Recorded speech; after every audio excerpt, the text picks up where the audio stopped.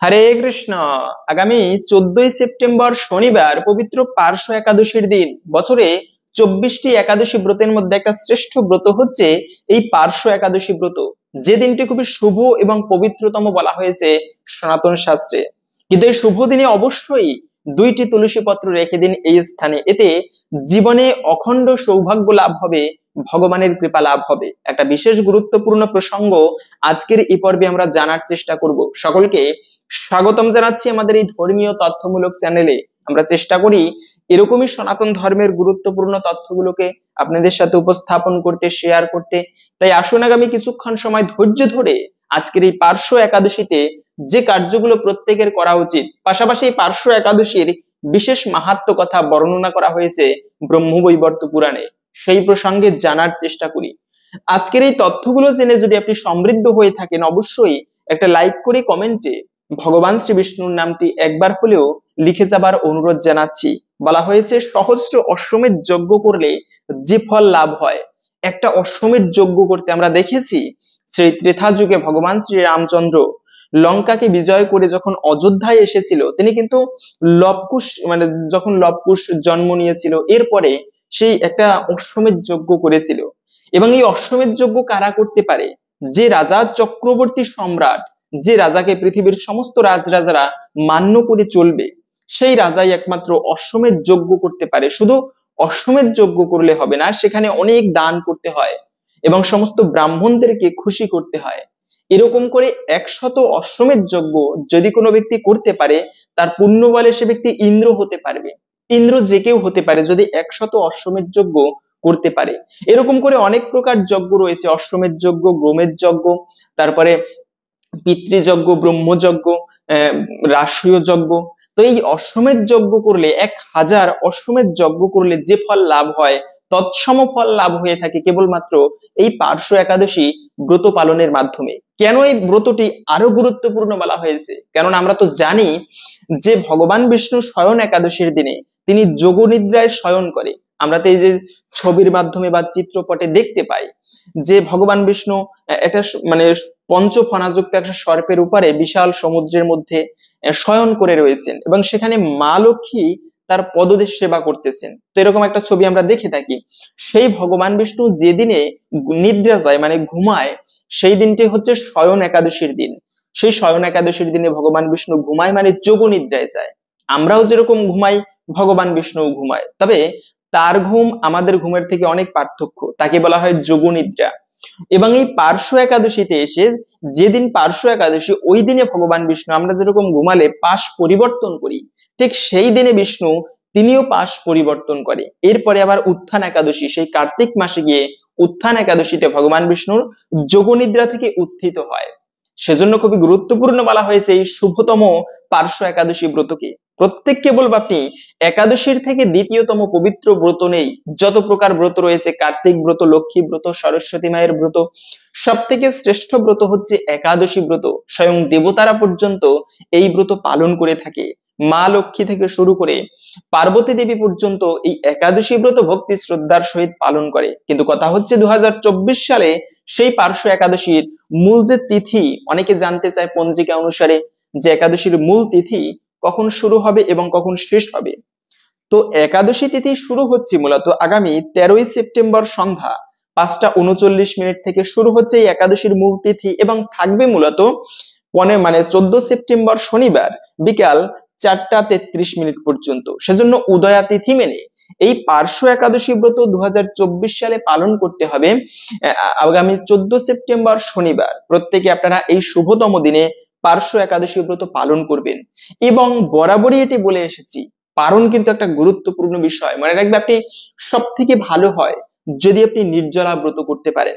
কিন্তু অনেকে আছে নির্জলা ব্রত করতে পারে না, তারা আপনারা ফলমূলাদি গ্রহণ করতে পারেন। তবে সর্বোত্তম হচ্ছে নির্জলা ব্রত করা, জল ফোঁটা পর্যন্ত গ্রহণ করবে না, এবং ওই দিনে আচমন করতে পারেন, তাতে কোনো দোষ হবে না। আচমন করার সময় একটু জল পান করতে হয় হালকা, সেক্ষেত্রে দোষণীয় নয় বলা হয়েছে। তো এরকম করে নির্জলা কঠিন ভাবে একটা একাদশী ব্রত পালন করলেন, কিন্তু সঠিক সময়ের মধ্যে যদি পালন না করা হয়, তবে কিন্তু সেই ব্রতের সম্পূর্ণ ফল লাভ করা যায় না। সেজন্য অনেকে আবার আমরা জানি না, সেক্ষেত্রে প্রশ্নও করে এরকম যে পারণটা আসলে কি। পারণ হচ্ছে যখন ব্রত ভঙ্গ করা হয় কিছু খাবার আদি ভগবানের প্রসাদ দিয়ে, ওই বিষয়টাকেই পারণ বলে। তো পারণ করার একটা নির্দিষ্ট সময় থাকে পঞ্জিকা অনুসারে, সেই সময়টা হচ্ছে আগামী শুক্রবার। শনিবারে একাদশী ব্রত পালন করবেন, রবিবারে পালন করবেন সকালবেলা, রবিবার সকালবেলা 5টা 44 মিনিট থেকে 9টা 50 মিনিট পর্যন্ত। শুক্রবার নয়, রবিবারে 5টা 44 থেকে 9টা 50 মিনিটের মধ্যে আপনি ভগবানের প্রসাদ দিয়ে অথবা পঞ্চরবি শস্য দিয়ে পালন করবেন। এই পঞ্চরবি শস্য কিন্তু একাদশীর দিনে ভুলেও গ্রহণ করা উচিত নয়। পাপপুরুষ তিনি ভয়ানক পাপপুরুষ, ভগবান যে পাপ পুরুষ তৈরি করেছেন সেই ভয়ানক পাপপুরুষ পঞ্চরবি শস্যের মধ্যে একাদশীর দিনে আশ্রয় গ্রহণ করে। তাই সেই দিনে আপনি ব্রত করেন কিংবা না করেন, উচিত নয় এই পঞ্চরবি শস্য গ্রহণ করা। এতে বলা হয়েছে সে ব্যক্তি সকল পাপের ভাগী হতে হয় পাপ না করেও। এবং এই দিনে ব্রতের নিয়ম কি যদিও আমরা অনেকে জানি, তারপরেও সংক্ষেপে বলে দিচ্ছি। একাদশী ব্রত পালনের নিয়মটা কি, সেটি হচ্ছে যে একাদশীর আগের দিনে সংযম পালন করবেন, মাছ মাংস এরকম উত্তেজকমূলক খাবার খাওয়া উচিত নয়। শুধু তাই নয়, আর একটা বিষয় বলে দিচ্ছি, এই দিনে স্ত্রী সঙ্গ করা উচিত নয়।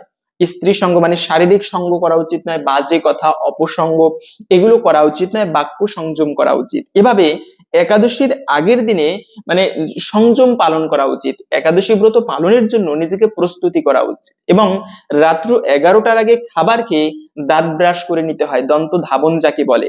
কেননা দাঁতের গোড়ায় খাবার আটকে থাকলে এতেও বলা হয়েছে ব্রত দোষ লাগে।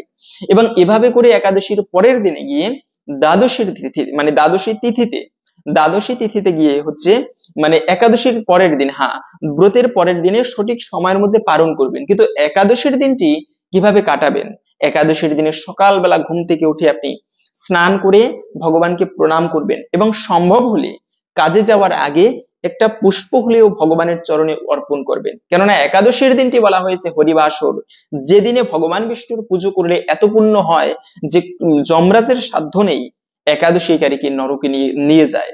তো সেজন্যই একাদশীর দিনে মূল যে বিষয়টি হচ্ছে সেটি হচ্ছে বিষ্ণু পূজা ভক্ত সঙ্গ করে কাটানো।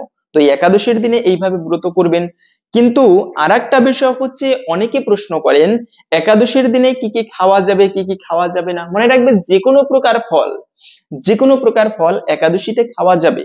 আপনি যে কোনো প্রকার ফল খেতে পারেন, তারপরে ফলেও যদি না হয় আপনি সবজি রান্না করে খেতে পারেন, কাঠবাদাম কাজু বাদাম মিষ্টি কুমড়া মিষ্টি আলু পেঁপে কাঁচকলা, তো এগুলো আপনারা সবজি হিসেবে রান্না করতে পারেন। কিন্তু একটা বিষয় হচ্ছে সেই সবজিতে কখনো মানে সরিষার তেল ব্যবহার করবেন না। কেননা সরিষা হচ্ছে পঞ্চরবি শস্যের মধ্যে একটা, যেমন সরিষা ডাল গম ভুট্টা, তারপরে চাল থেকে যত খাবার হয়, গম থেকে যত খাবার হয়, বিস্কিট কেক পাউরুটি পিঠা, এগুলো খাওয়া উচিত নয় পঞ্চরবি শস্য একাদশীর দিনে। তো এগুলোকে বর্জন করে আপনি সবজি রান্না করে খেতে পারেন। আবার পুঁই শাক ঢেঁড়স বটবটি সিম এগুলোও একাদশীর দিনে খাওয়া যায় না।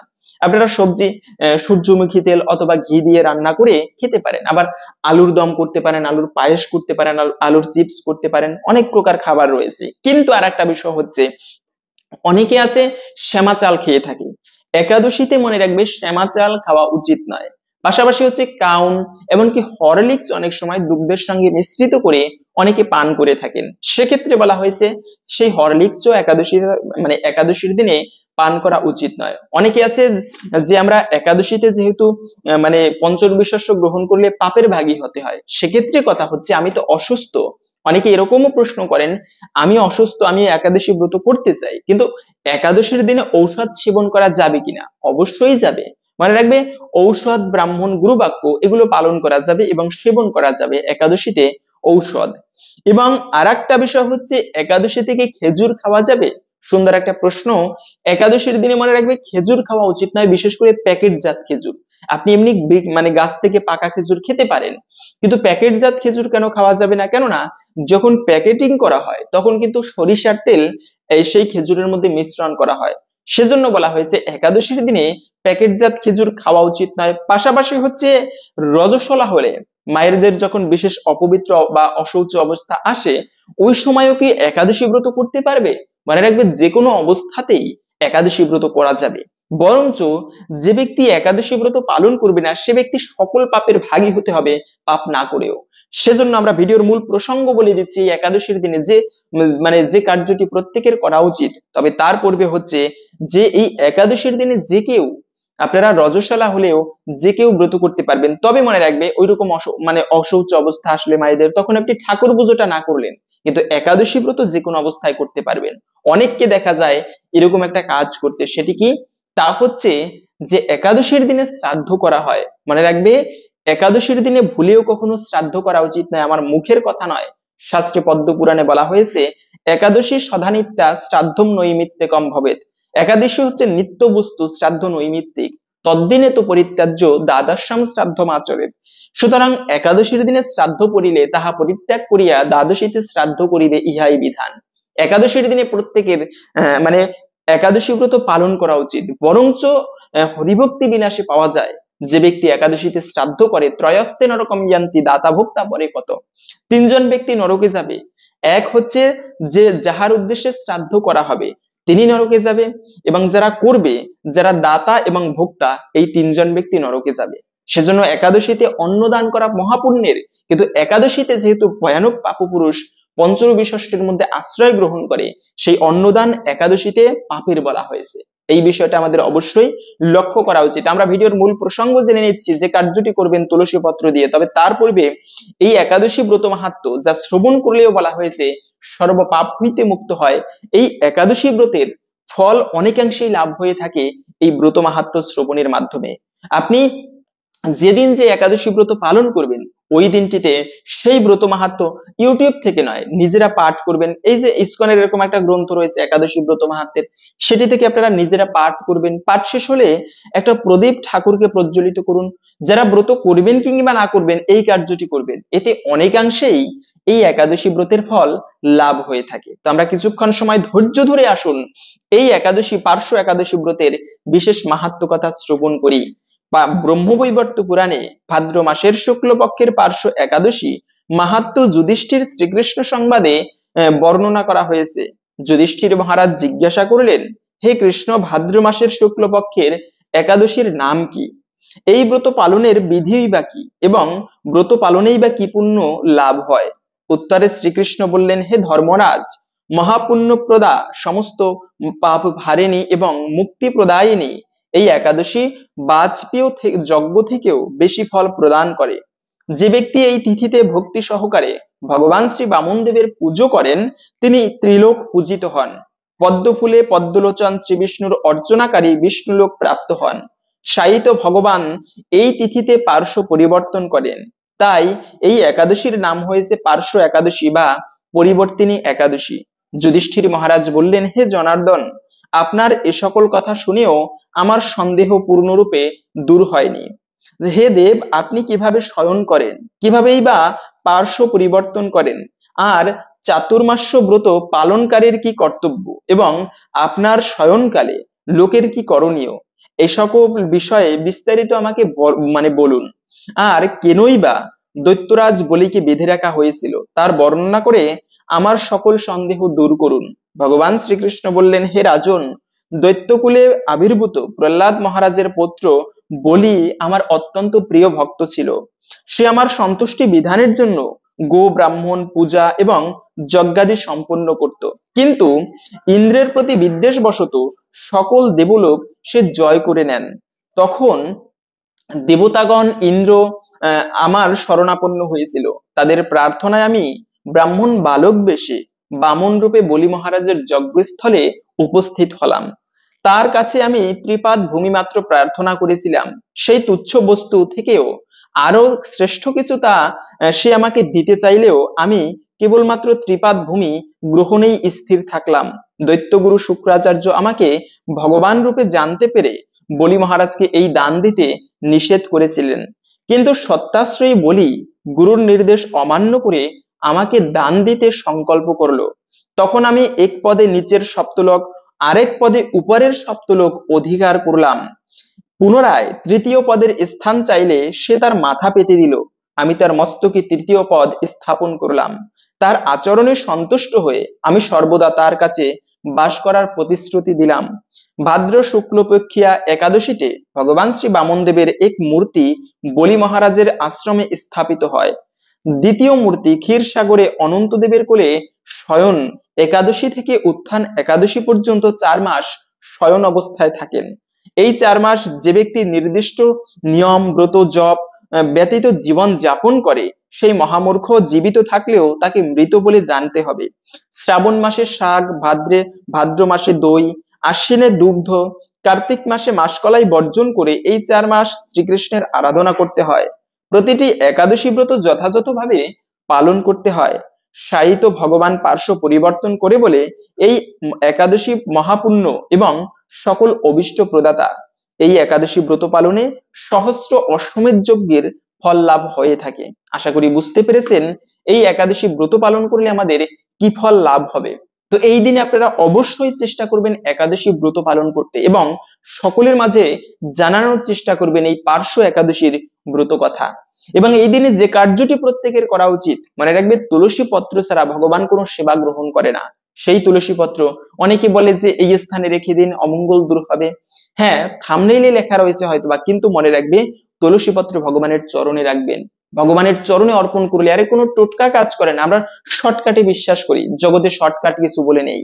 ভাগ্য বলে কিছু হয় না, নিজের কর্মের দ্বারা ভাগ্য তৈরি হয়। প্রত্যেককে বলবো আপনারা এই শুভতম দিনে 2টি তুলসী পত্র ভগবানের চরণে অর্পণ করুন। মণিমুক্ত দান করলে ভগবানকে যতটা প্রসন্ন হয় তাহা হইতে অধিক প্রসন্ন হন ভগবান শ্রী বিষ্ণু। 2টি অথবা 1টি তুলসী পত্র তার চরণে অর্পণের মাধ্যমে। তুলসী দল মাত্রেন জলস্য চুলুকিন বা বিক্রিণীতে সমাত্মানাম ভক্তব্য ভক্তবৎসলা। তুলসী পত্র সহিত যদি কোনো ব্যক্তি 1 কোষ জল ভগবানের চরণে অর্পণ করতে পারে, এতটা খুশি হয় ভগবান, সেই ভক্তকে কি দিবে সেটা ভাবতে না পেরে নিজেই সেই ভক্তের দাস হয়ে যায়। সেজন্য বলবো এই শুভতম দিনে প্রত্যেকেই ভগবান বিষ্ণুর পুজো করবেন এবং তুলসী পত্র তার চরণে অর্পণ করবেন। 2টি নয়, সম্ভব হলে 108টি তুলসী পত্র তার চরণে দিতে পারেন, খুবই ভালো সংখ্যা। তো হরে কৃষ্ণ। আশা করছি আজকের এই গুরুত্বপূর্ণ তথ্যগুলো জেনে আপনি সমৃদ্ধ হয়েছেন। ভালো লেগে থাকলে অবশ্যই একটা লাইক করে কমেন্টে ভগবান শ্রী বিষ্ণুর নামটি একবার হলেও লিখে যাবার অনুরোধ জানাচ্ছি। ভগবান শ্রী বিষ্ণুর কৃপায় সকলের জীবনে মঙ্গল হোক এই কামনা করে আজকের ভিডিওটি এখানে সমাপ্ত করছি। হরে কৃষ্ণ।